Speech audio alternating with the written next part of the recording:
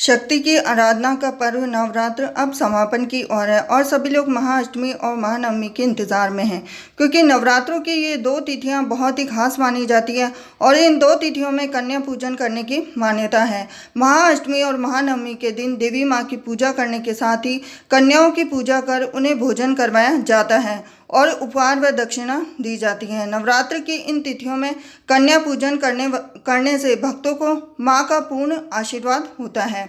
तो आइए जानते हैं नवमी तिथि के दिन हमें क्या करना चाहिए, क्या नहीं करना चाहिए और कलश विसर्जन की विधि, माता की चौकी कब हटाएं, कन्या पूजन अगर कन्याएं नहीं मिले तो हमें क्या करना चाहिए, क्योंकि इस समय लॉकडाउन चल रहा है। तो जिस तरह से कोरोना बीमारी चल रही है तो कन्याएं मिलना संभव नहीं है।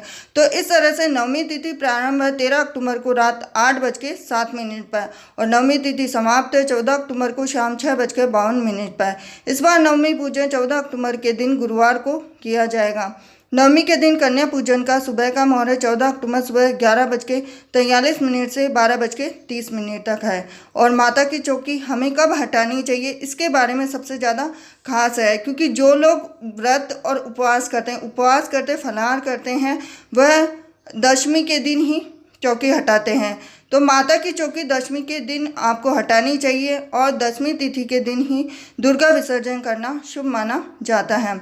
नवरात्रि 9 दिनों तक शक्ति की उपासना का पर्व है, इसीलिए 9 दिनों के लिए माता को घर में स्थापित कर 10वें दिन विसर्जन करें। ध्यान रखें कि माता की चौकी को हटाने और विसर्जन से पहले विधिपूर्वक माता की पूजा करें। साथ ही साथ अब हमें जब विजयादशमी पर कलश विसर्जन की विधि करते हैं तो हमें कलश का विसर्जन किस तरह से करना चाहिए। तो कलश विसर्जन के लिए पहले देवी माँ की पूजा कर ओम श्रीम श्रीम क्लीम हुम मंत्र का जाप करते हुए कलश विसर्जन की विधि करनी चाहिए। भूल चूक के लिए देवी माँ से क्षमा प्रार्थना करें और ऊपर दिए मंत्र का जाप करते हुए कलश को उठाएं। कलश को पहले उसके ऊपर छिड़कें और फिर सभी सदस्यों पर छिड़के। इसके बाद कलश का जल घर के चारों कोनों पर छिड़के। कलश में पड़े सिक्के को तिजोरी में रख दें और बाकी बचा हुआ जल तुलसी के पौधे पर चढ़ा दें। कलश पर बंधा कलावा खोलकर स्वयं धारण करें या किसी पेड़ की जड़ में रख दें। इसी के साथ ही कलश विसर्जन में सबसे खास बात यह है कि हमें जो कलश का जल बचता है वह पूरे घर के अंदर छिड़कना चाहिए। सबसे खास चीज़ है उसको।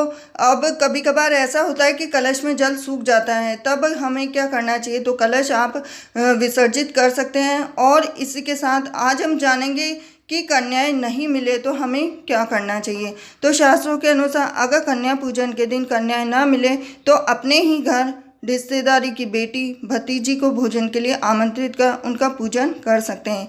यदि घर में भी कन्याएं ना हो तब ऐसी स्थिति में घर के मंदिर में ही माता रानी की पूजा कर भोग और भेंट सामग्री अर्पण करें। जो भोग अपने माता रानी घर के मंदिर में ही माता रानी की पूजा कर भोग और भेंट सामग्री अर्पण करें। जो भोग आपने माता रानी को लगाया है उसमें से कुछ हिस्सा गौ माता को खिलाकर बाकी घर के सभी सदस्य प्रसाद के रूप में ग्रहण कर लें। नवरात्रि के बाद माता को चढ़ाई गई सुहाग की सामग्री को किसी सुहागिन महिला को भेंट कर दें और इस तरह घर में आप कन्या पूजन और सुहाग की सामग्री देने की परंपरा का पालन करते हुए माँ को प्रसन्न कर उनका आशीर्वाद ले सकते हैं। और अगर आपको ये जानकारी पसंद आई हो तो वीडियो को लाइक कीजिए, चैनल को सब्सक्राइब कीजिए, बेल आइकन बटन दबा दीजिए। तो मैं मिलती हूँ आपसे नेक्स्ट वीडियो में। हरे कृष्णा।